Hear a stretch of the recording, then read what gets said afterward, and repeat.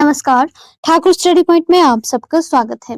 मैं आज आप लोगों के बीच लेकर आ चुकी हूँ कुछ महत्वपूर्ण जीके प्रश्न जो कि अपकमिंग एग्जाम के पॉइंट ऑफ व्यू से काफी महत्वपूर्ण होने वाले हैं। इस वीडियो में हम हर एक क्वेश्चन को डिटेल से डिस्कस करेंगे जो कि आपके हर एक एग्जाम में आपको काफी हेल्पफुल रहने वाले हैं। चलिए वीडियो को शुरू करते हैं। सबसे पहला प्रश्न, रामकृष्ण मिशन की स्थापना किसने की थी? यहाँ पर दिया गया है स्वामी दयानंद, स्वामी विवेकानंद, स्वामी श्रद्धानंद या कुमार स्वामी। इसका सही उत्तर हो जाएगा ऑप्शन बी, स्वामी विवेकानंद ने।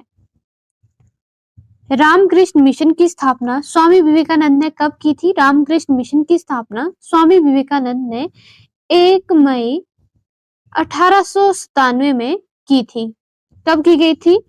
1 मई 1897 में रामकृष्ण मिशन की स्थापना की गई थी। किसके द्वारा?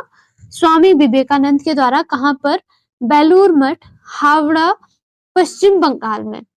अगर आपसे पूछा जाता है कि रामकृष्ण मिशन क्या था? रामकृष्ण मिशन एक धार्मिक और आध्यात्मिक संगठन था। अगर आपसे पूछा जाता है कि स्वामी विवेकानंद के गुरु कौन थे? स्वामी विवेकानंद के गुरु थे रामकृष्ण परमहंस। यहाँ पर दिया गया है स्वामी दयानंद। जो स्वामी दयानंद है, इन्होंने 1875 में आर्य समाज की स्थापना की थी।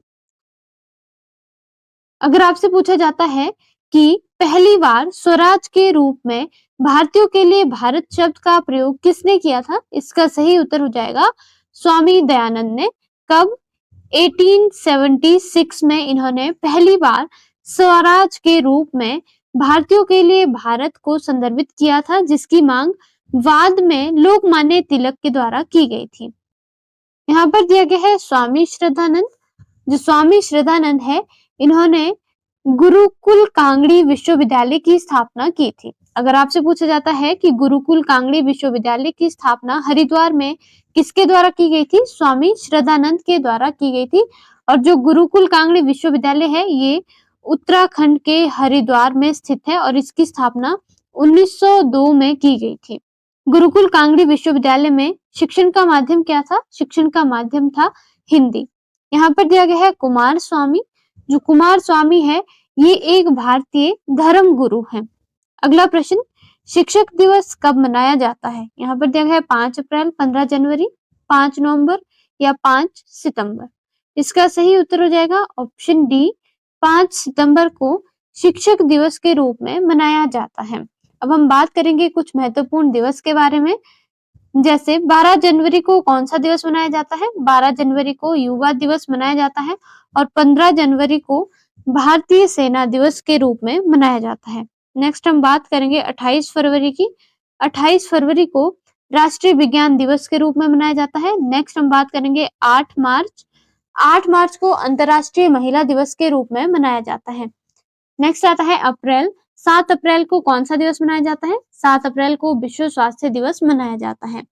नेक्स्ट बात करेंगे 22 अप्रैल की। 22 अप्रैल को पृथ्वी दिवस के रूप में मनाया जाता है। अब हम बात करेंगे 1 मई की। 1 मई को राष्ट्रीय श्रमिक दिवस के रूप में मनाया जाता है। अगर आपसे पूछा जाता है कि 5 जून को कौन सा दिवस मनाया जाता है? 5 जून को विश्व पर्यावरण दिवस के रूप में मनाया जाता है। और 21 जून को अंतर्राष्ट्रीय योग दिवस के रूप में मनाया जाता है। और अगर आपसे पूछा जाता है कि 11 जुलाई को कौन सा दिवस मनाया जाता है? 11 जुलाई को विश्व जनसंख्या दिवस के रूप में मनाया जाता है। अगर आपसे पूछा जाता है कि हिंदी दिवस कब मनाया जाता है? हिंदी दिवस 14 सितंबर को मनाया जाता है। अगर आपसे पूछा जाता है कि विश्व मानव अधिकार दिवस कब मनाया जाता है? विश्व मानव अधिकार दिवस 10 दिसंबर को मनाया जाता है। अगला प्रश्न, भारत में स्वच्छ भारत अभियान कब शुरू हुआ था? यहाँ पर दिया गया है 2016, 2015, 2014 और 1914। इसका सही उत्तर हो जाएगा ऑप्शन सी, 2014 में स्वच्छ भारत अभियान शुरू किया गया था। स्वच्छ भारत अभियान 2 अक्टूबर 2014 में शुरू किया गया था। स्वच्छ भारत अभियान की शुरुआत 2 अक्टूबर 2014 में नई दिल्ली राजघाट में शुरू किया गया था। अगर आपसे पूछा जाता है कि राजघाट में किसका समाधि स्थल है? राजघाट में महात्मा गांधी का समाधि स्थल है। अगर आपसे पूछा जाता है कि स्वच्छ भारत अभियान का उद्देश्य क्या था। स्वच्छ भारत अभियान का उद्देश्य 2014 से 2 अक्टूबर 2019 तक स्वच्छ भारत की ओर उन लोगों के लिए शौचालय बनाना जिसके पास शौचालय नहीं है। अब हम बात करेंगे पीएम मोदी द्वारा चलाई गई कुछ महत्वपूर्ण योजनाओं के बारे में। सबसे पहले हम बात करेंगे 2014 की कुछ योजनाओं के बारे में। 2014 में कुछ महत्वपूर्ण योजनाएं चलाई गई थी, जैसे जनधन योजना, मेक इन इंडिया योजना, मिशन स्वच्छ भारत इंडिया, ये भी 2014 में शुरू की गई थी। अब हम बात करेंगे 2015 की कुछ महत्वपूर्ण योजनाओं के बारे में। 2015 की कुछ महत्वपूर्ण योजनाएं हैं, जैसे बेटी बचाओ बेटी पढ़ाओ अभियान, जो कि 22 जनवरी 2015 में शुरू की गई थी। दूसरी है पीएम मुद्रा योजना, जो कि 8 अप्रैल 2015 में शुरू की गई थी। तीसरी है प्रधानमंत्री सुरक्षा बीमा योजना, जो कि मई 2015 में शुरू की गई थी। नेक्स्ट है स्मार्ट सिटी पहल, ये भी 2015 में शुरू की गई थी। नेक्स्ट आती है डिजिटल इंडिया मिशन, जो कि जुलाई 2015 में शुरू की गई थी।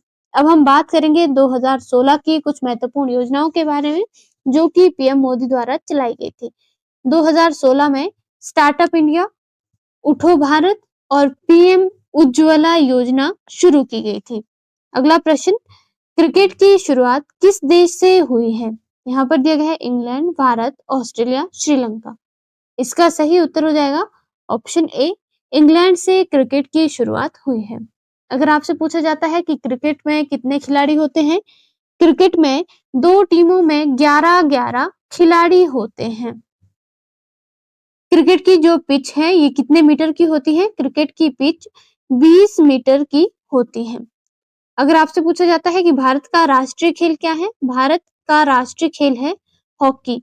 और हॉकी और किस देश का राष्ट्रीय खेल है, हॉकी पाकिस्तान का भी राष्ट्रीय खेल है।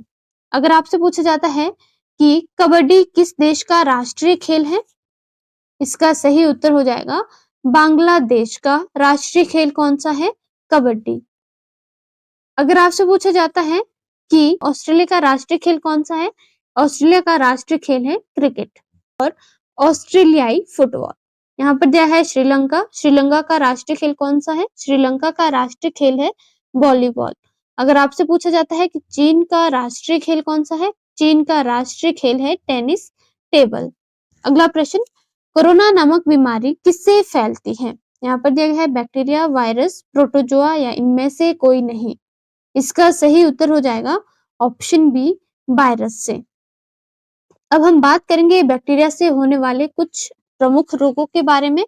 जो बैक्टीरिया से कुछ प्रमुख रोग होते हैं उनके नाम है टीबी, प्लेग और हैजा। अब हम बात करेंगे वायरस से होने वाले रोगों के बारे में। वायरस से कौन-कौन से रोग होते हैं, वायरस से रोग होते हैं जैसे जुकाम, खांसी, कोरोना, डेंगू बुखार, एड्स या इन्फ्लुएंजा या फ्लू। जो फ्लू है ये श्वसन रोग है जो गले, नाक एवं फेफड़ों को प्रभावित करता है। नेक्स्ट हम बात करेंगे प्रोटोजोआ से होने वाले रोगों के बारे में। प्रोटोजोआ से रोग होते हैं जैसे मलेरिया और पेचिस या काला अजर हो सकता है। अगर आपसे पूछा जाता है कि मलेरिया किसके काटने से होता है, मलेरिया मच्छर के काटने से होता है। अगला प्रश्न, किस नदी को तिब्बत में सांगपो के नाम से जाना जाता है। यहाँ पर दिया गया है ब्रह्मपुत्र, गोदावरी, यमुना या तीसा। इसका सही उत्तर हो जाएगा ऑप्शन ए, ब्रह्मपुत्र नदी को तिब्बत में सांगपो के नाम से जाना जाता है। अगर आपसे पूछा जाता है कि ब्रह्मपुत्र नदी को बांग्लादेश में किस नाम से जाना जाता है, ब्रह्मपुत्र नदी को बांग्लादेश में जमुना के नाम से जाना जाता है। संस्कृत में ब्रह्मपुत्र का क्या अर्थ होता है, संस्कृत में ब्रह्मपुत्र का अर्थ होता है ब्रह्मा का पुत्र। ब्रह्मपुत्र नदी एक सीमा पर्याय नदी है जो कि चीन, भारत और बांग्लादेश से होकर गुजरती है। अगर आपसे पूछा जाता है कि कौन सी नदी चीन, भारत एवं बांग्लादेश से होकर गुजरती है, इसका सही उत्तर हो जाएगा ब्रह्मपुत्र नदी। ब्रह्मपुत्र नदी तिब्बत में कैलाश पर्वत के पास मानसरोवर झील यारलुंग सांगपो नदी के रूप में उत्पन्न होती है और ये असम घाटी के मध्य से ब्रह्मपुत्र के रूप में दक्षिण दिशा में और बांग्लादेश के मध्य में जमुना के रूप में दक्षिण पश्चिम दिशा में बहती है। जो ब्रह्मपुत्र नदी है ये असम में ब्रह्मपुत्र के नाम से जानी जाती है और बांग्लादेश में ये जमुना के नाम से जानी जाती है।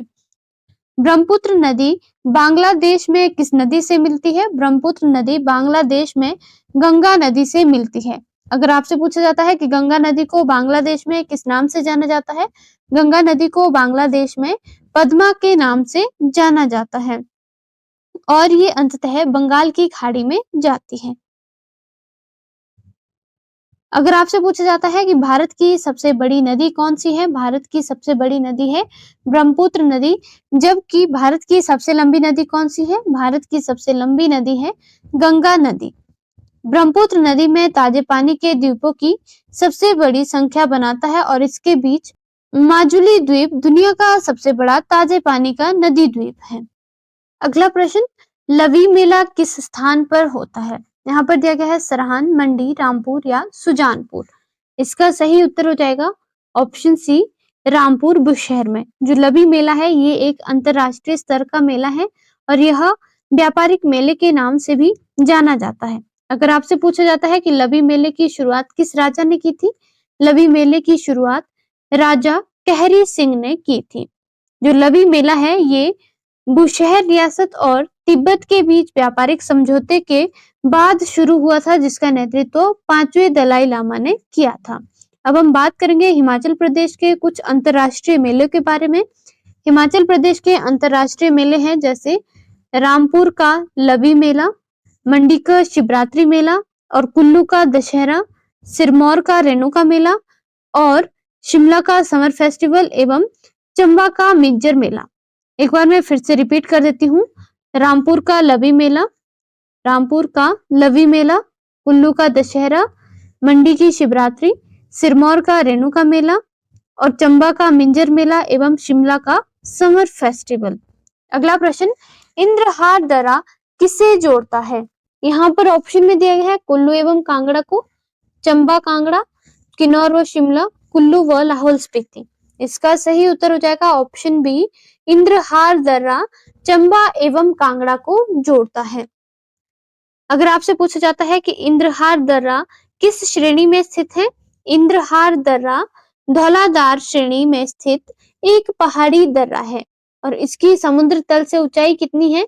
इंद्रहार दर्रे की ऊंचाई समुद्र तल से 4312 मीटर है।